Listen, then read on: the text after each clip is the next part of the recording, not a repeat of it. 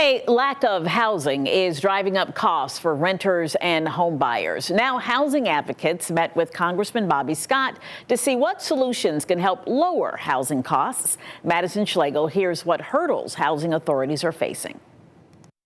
At the Children's Harbor in Ghent, Congressman Bobby Scott heard from advocates from local housing authorities and organizations like the United Way, For Kids, and Habitat for Humanity. They say more projects are competing for a smaller pool of funding at a time when generational wealth building is coming much later in life and the older generation is holding on to homes longer. It's a mismatch. We're losing affordable housing as opposed to replacing it.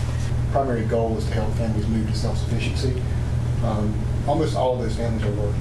And I think that's the piece, the misconception piece that we deal with. Their biggest concern is that more than half of renters are spending anywhere from 30% to 50% of their income on housing, leaving them with little left to pay for critical bills like childcare and groceries. They're paying a higher portion of their income to housing than they should be paying, but that's what it costs.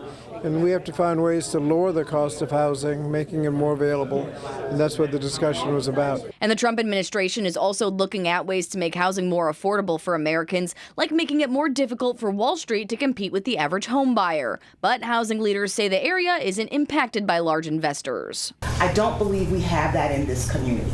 What's driving up the prices is that there's not a lot of inventory, and people want what they want for their homes. The group also suggested a region-wide study to look at housing across 17 jurisdictions in Hampton Roads and new innovations to cut down costs like possible tiny home communities. In Norfolk, Madison Schlegel, 13 News Now. Because of affordability issues, the number of families experiencing homelessness is also increasing and causing issues like absenteeism for local schools.